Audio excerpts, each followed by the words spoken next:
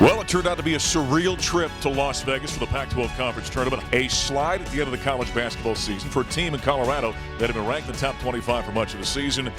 And then after an opening round loss to Washington State, things got even stranger. We're going to kind of unpack that as we go throughout our final Stampede of 2020. Welcome into the Buffalo Stampede. I'm voice of the Buffs, Mark Johnson. Neill Woelk, CUBuffs.com, joining us here for a couple of minutes. Let's start with the basketball end of it. Colorado come in on a 4-game losing streak. You kind of felt new beginning, fresh start. Maybe they were going to jump out and have a great ball game, and then they did anything but. Yeah, Mark, I had been to the practices the last couple of days before that game, and I really thought that the attitude had changed. I thought the atmosphere had changed. They seemed like they were ready to play. They were loose. They were having good practices, and then all of a sudden they hit that game, and it was, like you said, much more of the same. 4-game losing streak turned into 5. They had no answer for Washington State, either offensively or defensively, and by the next morning they were done, and then, 10 hours later, the season was done. You think about this team. There were a couple of things you'd always counted on: death taxes and McKinley Wright being a competitor. And I thought, even though in a loss to Washington State in the opening round of the Pac-12 Conference Tournament, he was still as good as he's been all year long. Yeah, McKinley played his heart out. I thought Tyler Bay played hard as well. And I think what Washington State figured out was what a lot of teams had figured out down the stretch is make McKinley Wright work for everything he was going to get, and they made every time McKinley touched the ball, there were 2 people in his back pocket, and I think they did that. They wanted to make other players beat them, and they couldn't, and that was the answer for Colorado. They couldn't beat them with the rest of their lineup. I'm not sure you and I are going to come up with an answer. I know the coaching staff's been trying to figure this out. How do you explain a team like Colorado that had a win, one of only 2 losses by Dayton all season long, beat a very good Oregon team, was in the top 30 in the net all season long, was a ranked team for maybe 10 weeks during the season, and then to finish the way this team did? It's perplexing to me. It was perplexing, and I think if you had the answer, Tad Boyle would really love to hear it. But yeah, just a tough finish for him. Season's over with, and there's not much else to say about that. No, certainly not. Certainly a perplexing end of the season. What was a great campaign, 21 wins, double-digit wins in the Pac-12. After that first-round loss to Washington State, this is what head coach Tad Boyle had to say. But, we've been talking now for the last 5 games how our defense has not been good enough to win games. Whether it's first half, second half, full ball game, doesn't matter. And tonight they shot 70% in the second half. We could never get back in a game. We couldn't get stopped. We couldn't claw back, and we've got some guys in this team that are struggling offensively to shoot the ball and to make shots. It's night, but the bottom line is we couldn't get stops, and we had to get stops. I've got to do a better job as these guys as coach. I thought Tyler and McKinley played their hearts out. Our team right now has lost its identity. We've lost a fight. We've lost a toughness that we got to get back. Thought we were there coming into Vegas. I thought our practices were good, our mojo was good, I thought our body language was good, but boy, when things start going bad for us on the floor, we don't come together as a group right now. We kind of splinter, and that's not a good sign. Head coach Tad Boyle after the opening round loss for the Colorado Buffaloes in the Pac-12 Conference Tournament in Las Vegas. By the way, that was the end of the tournament. That was the final game, the late game on Wednesday night. The next morning, like every other major conference, and every conference for that matter in college basketball, every conference tournament was eventually canceled. And then ultimately, about a day later, we found out the NCAA Tournament was canceled as well. This is kind of surreal for a guy. You and I have been covering athletics for a long, long time. This is the first time in our lifetime we've ever actually had a circumstance here across the country where nothing is going on. Yeah, the only thing I could compare it to was the first week after 9/11 when they canceled everything, but it quickly came back online and they started playing the games again, and they got back to quote being normal circumstances. Certainly these are far from normal circumstances, and now there are no more college sports. There are no more pro sports for the foreseeable future. And so it will be interesting to see how everybody starts to come back and when they can start to come back. There's little things, spring football, we don't know what they're going to do with that. Right. But at some point they hope to have spring football practices. But the competitions, lacrosse, golf, all those things in the spring are canceled. When we got back from Las Vegas, Neill and I took part in a meeting here at the athletic department talking about what was going to happen, how things were going to unfold. And here you got Karl Dorrell, the new football coach, whom we're going to talk to here in just a couple of minutes, by the way, who comes in, is ready to jump into spring ball, and kind of get his hands on his team for the first time, and no spring practice right now. Yeah, and you know, they were supposed to start Monday this week. It was when they were supposed to start playing, having spring football practices. No practices at least until March 29th. We'll find out exactly when we're going to start here down the road, just like you and everybody else here in a couple of weeks. Coming up next in the Stampede, and by the way, always check out Neill Woelk's coverage, whatever that might be right now at cubuffs.com. Do you know what it's going to be? Yeah, it's going to be the life and times of Mark Johnson. Be a very short piece by Neill, but check that out. Karl Dorrell is going to come your way next as we continue here in the Stampede. Our football student athletes are great young men, and I know that Coach Dorrell is the right person to help them develop and grow. I truly believe we found a coach who will lead this program to many great things. With that, I'd like to introduce our head football coach, Karl Dorrell. Back in the Buffalo Stampede, voice of the Buffs, Mark Johnson, for the second time. He's only been here a couple of weeks, but already Karl Dorrell, the head football coach here at the University of Colorado, is back. You know, we had him on a couple of weeks ago. It's kind of a welcome, talking about your transition. Now we're just looking for answers like everybody else. It's a crazy time in college athletics, isn't it? It's been absolutely crazy. It's unprecedented what's going on right now. But, you know, I think since everybody has to deal with this in terms of everyone in athletics, it seems like even in professional sports as well, I think we'll get through it okay, as long as everyone's kind of on the same page. And obviously this is a very important issue that the whole nation is dealing with, actually the world's dealing with. But, you know, we'll be patient and not panic, and we'll just keep progressing as we get more updates. You know, and I know you football coaches. Football coaches are driving 1,000 miles per hour in one direction all the time. It's always working. It's always getting better. So now you're forced to kind of sit in neutral. What do you guys and a brand new staff do? We're still planning. You know, Yeah. there's a lot of stuff for us to do to catch up with the recruiting aspect of things. We're redefining our areas for the new coaches. We're doing a lot of evaluation tape in our offices and ranking our boards. I'm actually reorganizing spring practice again. That was supposed to start today, and now it's, you know, it won't start until sometime indefinitely in the future. But, you know, I'm still working on trying to get things done from our perspective as best we can, and then whatever information we get, we'll adjust to it. You know, as I've gotten to know you a little bit, one thing, along with being a football coach and planning a season and building offensive and defensive systems, you're very concerned. You talked about this a lot at your press conference, about developing young men. Now, as a head coach, you've got a group of 18, 19, 20-year-old young men who, like a lot of us, are probably sitting and wondering, a little bit anxious about things. How do you try to kind of stabilize things for those guys and make them feel a bit more comfortable? It's a great question, because there's parents that are feeling that way too, Sure. and, you know, concerned about their young kids that are here in our program. And, you know, I think for us, we don't want to panic, you know, and we understand this is a very serious issue, but yet we think it's a correctable issue, that we'll find a solution at some point. You know, there's some delay in some aspects of things of what we're trying to get done, but, you know, we know that at some point in time football will begin. Yeah. It will start again, and we will start to do what's necessary for us to prepare for the season. So my message for them is, and for their parents, is that we're going to send our kids home. You know, they're still got work to do because of online courses, and they have responsibilities that way. And, you know, we're hoping the parents kind of keep them, you know, on task with things too, that they're home and still getting the work that needs to be done this semester. And we're just going to come back when we're ready to come back and play. So it's just that simple. We try to keep it simple and not make it too complicated. You know, and before the entire cancellation of all college athletics, right here at the indoor practice facility, just last week, we had the annual CU Pro Day for the NFL.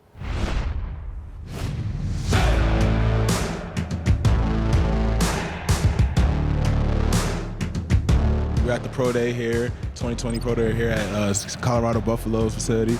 And I'm enjoying watching my former teammates going crazy, you know, for the scouts, and just providing an opportunity for them at the next level. Just because they leaving and graduating don't mean they're not our teammates, they're not our brothers. So we all out here for them, to cheering them on, helping them to get better, all that. My Pro Day was huge for me last year, you know, because I didn't have an invite to the National Combine. My Pro Day last year was everything for me, and, you know, I took it as that. It's a good insight on what I'm going to be having to do, what I need to prepare for. Also, just ready for the season, got to stay healthy, big goal.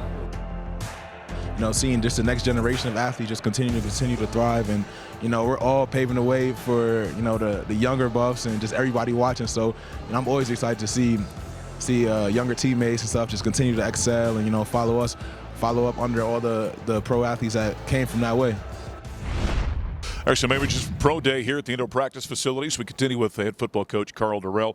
I know they weren't guys that you coached or recruited, but I imagine you were there cheering some of those fellas on and hoping them or wishing them the best for the NFL. Absolutely. You know, I've met a couple of those guys. You know, Laviska, I was actually going to meet at the Combine, you know, if I was still in Miami and get a chance to visit with him, and he was unable to participate with his injury. But we had some really good performances from the guys that are leaving. The quarterback, you know, Steven played well. You know, I heard a lot of our skilled athletes ran well in terms of doing some work with the scouts. So it was, all in all, it was a successful event. You know, one thing that Karl did do since the last time we had him on, you've completed your staff. Just talk a little bit about, you know, collectively about the group you put together and how you feel about them. I feel really good about this staff. You know, we kept 4 coaches, 2 on each side of the ball, and, you know, we added some pieces that I felt were really good critical pieces for us to continue to develop our players that were great men that I think really enjoy the overall aspect of our student athletes. And you know, Mitch Rodriguez is a great offensive line coach. I think our O-line student athletes are really going to enjoy him. You know, he's kind of a grandpa figure, but I think he has a great deal of energy and he has a great deal of knowledge. And our guys have already taken to him very well with the week that he's been here. So we're happy to have him. We have Taylor Embry as a tight ends coach. He's a good young coach. Most of his experience has been coaching in the NFL, and you know, we think he's going to be an up-and-coming coach someday. Danny Langsdorf is our quarterback coach, and you know, he's again been around the Pac-12 for a number of years in a number of different schools, and he has a lot of experience, you know, coaching the quarterback and developing quarterbacks. So that's the offensive side. And then on the defensive side, Brett Maxey's our safeties coach. Brett and I coached together at Vanderbilt the 1 year we were together there, and he's a very solid fundamentals coach, but not only that, a great man of character. So I just remember from him, you know, the players really maximized their potential, you know, when they played, and you know, he really has that uncanny ability to connect with young people and really get them to play the best that they can play. So Demetrius Martin, he's another one. He's our corners coach, good young coach as well, very energetic, great recruiter. So we're happy to have him. So you know, we put together a really good staff of people that we think, you know, can really do some great things for us. We're looking forward to meeting all of them, and right now for all of us in college athletics, it's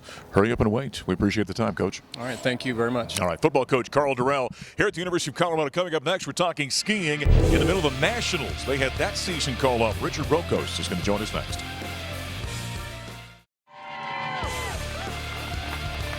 Some great images from a couple of weeks ago when the Buffs were involved in a Utah event in skiing back in the Stampede. Voice of the Buffs, Mark Johnson, head coach Richard Rokos. Like most of the coaches with winter sports, everything just came to an abrupt end. They were the NCAA Championships last weekend up in Bozeman, Montana. That had to be, like everyone else, a surreal experience, I would imagine, for you guys. It's scary. It's void, sudden void, and you don't know what to do. You have a whole plan for the rest of the season. You have everything premeditated, scheduled, and step by step. And typically in a season like this, we know exactly what we'll do day by day, hour and hour. And suddenly there is emptiness, nothing to do. So it's some unusual feeling.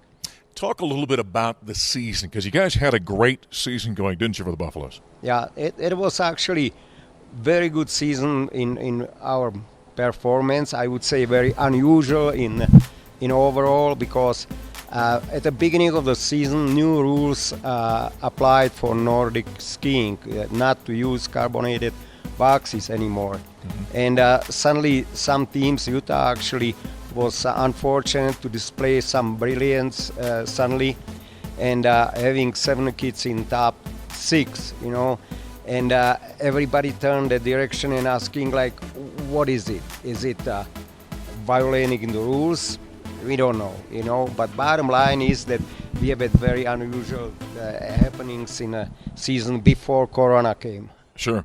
Give us a couple of highlights from some of your student athletes. Who really stood out for you? And I think Michaela Tami, she was exceptional throughout the season. She was placing herself in the top 1 in giant slalom throughout the season. I think she's most accomplished skier right now, Steph Fleckenstein, but also on Nordic side, we have at Sondre Bollum, we have at Magnus Boyle, or Philip Foretek on alpine side. Him placing every race on podium was very unusual, and it comes super good year. Well, the Buffaloes were at the NCAA Championships up in Bozeman, Montana. Let's go ahead and look back on day one that they got to complete on the alpine side.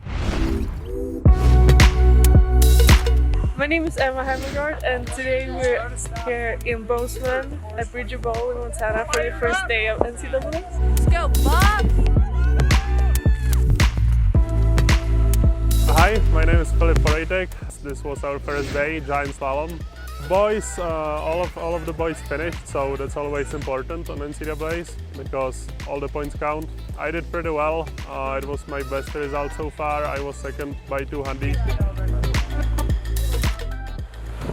The day was pretty tough because the conditions weren't the best. The snow was pretty soft and also it was really windy, like really windy. So some guys were more lucky, some guys less, but that's just how our sport works. Also, the visibility wasn't the best, and for the girls, I think it was really tough because they skied in our course after us, so it was really bumpy for them. I think that wasn't the best idea, but otherwise, it's a nice day. It's a nice ski resort.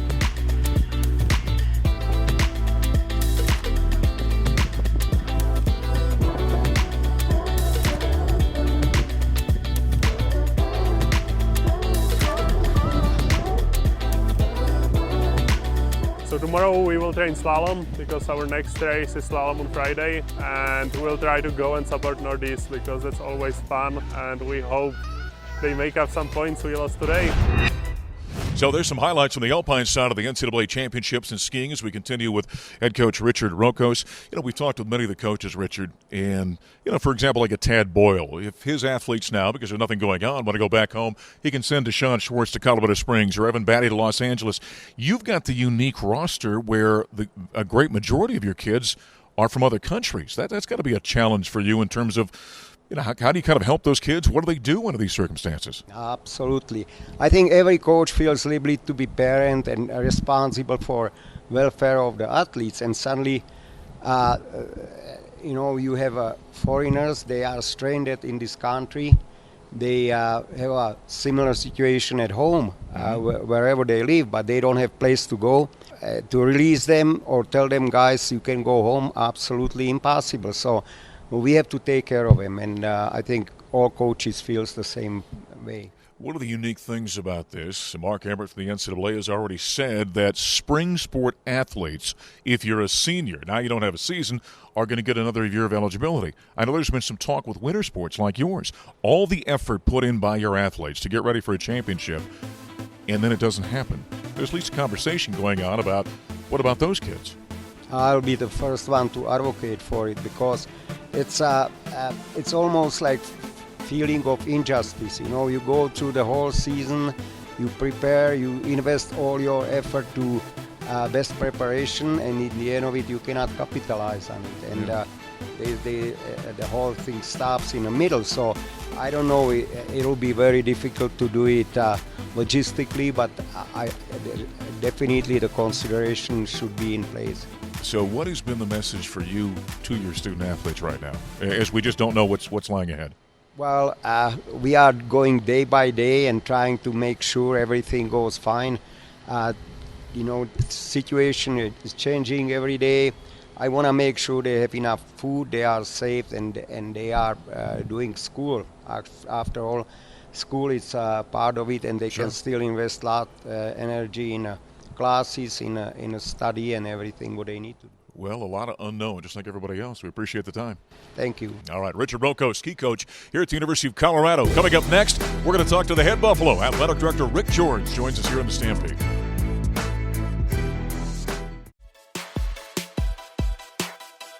Back in the final segment of the Buffalo Stampede, voice of the Buffs, Mark Johnson. We thought we'd save the best for last year. The athletic director here. I don't know about that.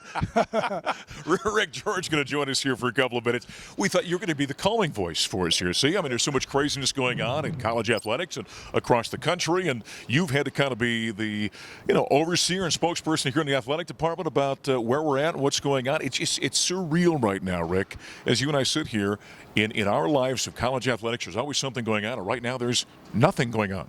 Well, there's not anything going on, but then there really is. Sure, yeah, exactly. So we're meeting a lot with our leadership team and talking about different things that we should be talking about today, making plans for things that we don't know may happen or should happen. And but it's been great. We've got a solid team that we meet with every day, and we certainly are going to be in lockstep with our university and our campus on what we're doing and how we're doing it, and the communication's been great, and we just take one day at a time and communicate as often and as much as we can with our student athletes, their parents, our staff, our coaches, just to make sure that we're all on the same page on where we're headed. And the one thing that is important, obviously, from your standpoint, we've heard you say this many times, was your main concern is our student athletes here at the University of Colorado. Well, look, it's our student athletes, it's our staff and our coaches. I mean, that's my responsibility, and our responsibility as a staff and coaches is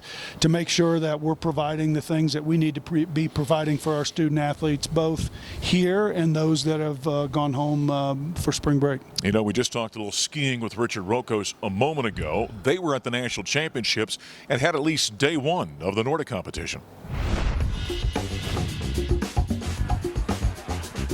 Hi, I'm Bridget, and we're up here in Bozeman at Crosscut for the NCAA Championship.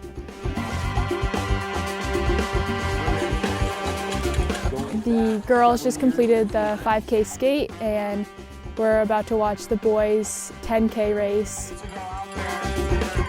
Senior year, so this is her second to last race. The girls did pretty well. I think they wanted to do a little bit better. And I think the boys are pretty excited, and I think we could have some pretty impressive results here today.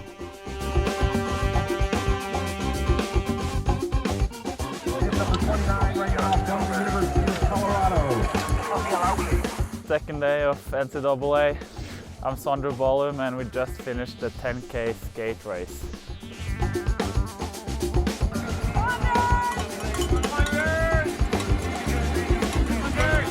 I ended up 6th place today.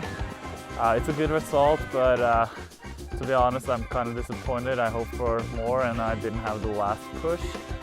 But all in all, 6th place, it's a okay result. It was tough out there, but I guess everyone had to fight hard today, and I gave everything I had. So all in all, okay day. Go Buffs! Well, there were no championships, but there was competition. As we continue with Athletic Director Rick George, you and I were in Vegas when all this was kind of unfolding last week, and the basketball season comes to an end for the Buffaloes. On the men's side, we were there for the men's tournament. It was a great season that kind of had a very, shall we say, energy-depleting ending to it. Yeah, look, I mean, I don't think anybody wanted our season to end the way it did. I would have liked to have had another chance, but, we deal with reality, right? Sure. And so, we'll use that. We'll get better. I'm really happy about where we were this year with all of our competitions and what we've been able to accomplish with our teams. And again, I think we've got a great group of coaches. We've got great staff. I think we're doing some really great things for our student athletes in the support areas that they need. And, we'll use this, what you call it, downtime, sure, to really look back, see and be critical of ourselves on what we've done and how we can get better moving forward. We'll have some time to do that.